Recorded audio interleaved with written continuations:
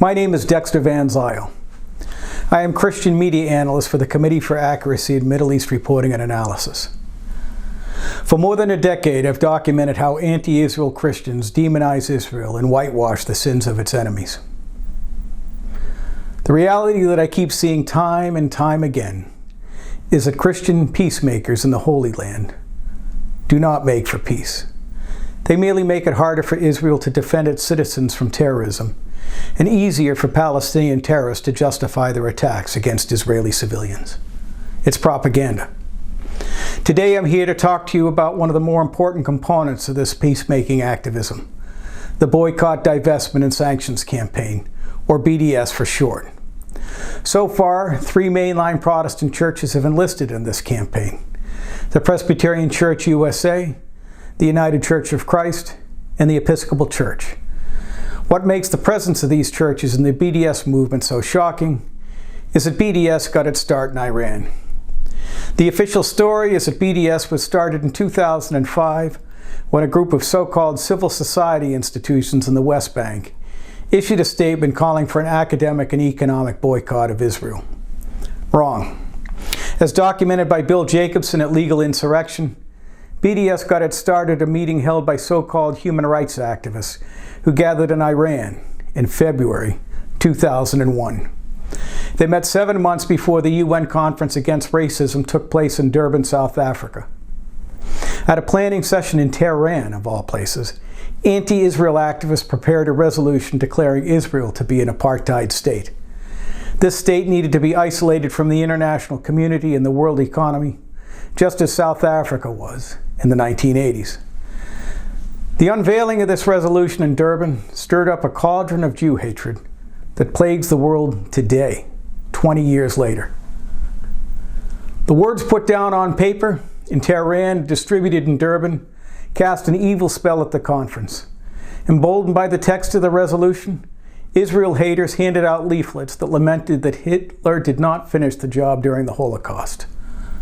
Arab lawyers handed out propaganda that equated the Star of David with a Nazi swastika.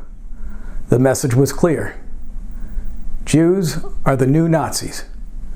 The atmosphere at the conference became so hostile that organizers told Jews in attendance that they could not vouch for their safety. During the conference in Durban, a Jewish doctor was beat up in Cape Town by 2 men wearing checkered keffiyehs, the symbol of the Palestinian cause. The attackers said Jews were the cause of all of the problems in the Middle East. Local Jewish leaders attributed the attack to the hostile rhetoric coming out of the UN conference. And who could blame them? Given its founding in Iran, it should come as no surprise that the goal of BDS is to demonize Israel and isolate Jews from the rest of humanity. If you look at the divestment resolutions put before the national assemblies of mainline Protestant churches in the United States, you'll see the problem. Invariably, these resolutions condemn Israeli efforts to defend its citizens, but offer little, if any, condemnation of Palestinian misdeeds. In the narrative used to justify BDS, everything is always Israel's fault.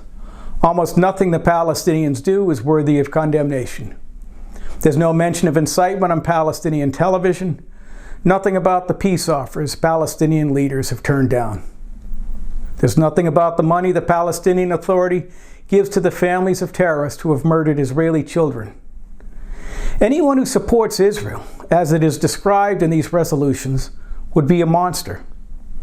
I've seen the process unfold a number of times. Christians who embrace the BDS narrative end up promoting hatred against Jews in the United States, posting hateful imagery on Facebook, for example. In the years since BDS founding in Iran, the leadership of the campaign has been assumed by Palestinian extremists living in Israel and the West Bank. The Palestinians who currently direct this movement are committed to Israel's destruction. For example, Omar Barghouti, one of the leading lights of the BDS movement, has declared that no Palestinian will ever accept a Jewish state in Palestine. To make matters worse, many Palestinian BDS activists are affiliated with terrorist organizations that have murdered Israeli and American Jews. As documented by the Jerusalem Center for Public Affairs, The membership of the Palestinian BDS National Committee includes an umbrella group called the Palestinian National and Islamic Forces. Members of this group include Islamic Jihad, Hamas, and the Popular Front for the Liberation of Palestine. These are all organizations whose members have murdered Israeli civilians. These groups do not support BDS because it's a method of peaceful protest, but because it broadcasts a story that justifies their murderous violence against Israeli men, women, and children. How can churches support this campaign? This is not peacemaking, but demonization.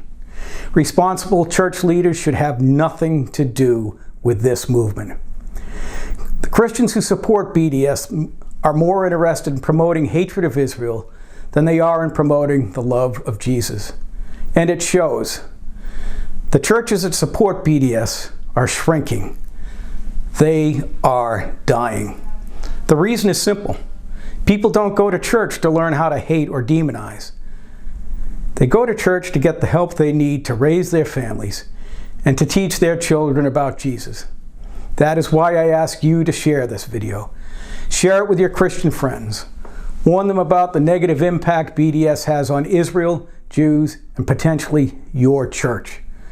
For more information about the problems Christian anti-Zionism presents, please visit our website, camerspartnership.org.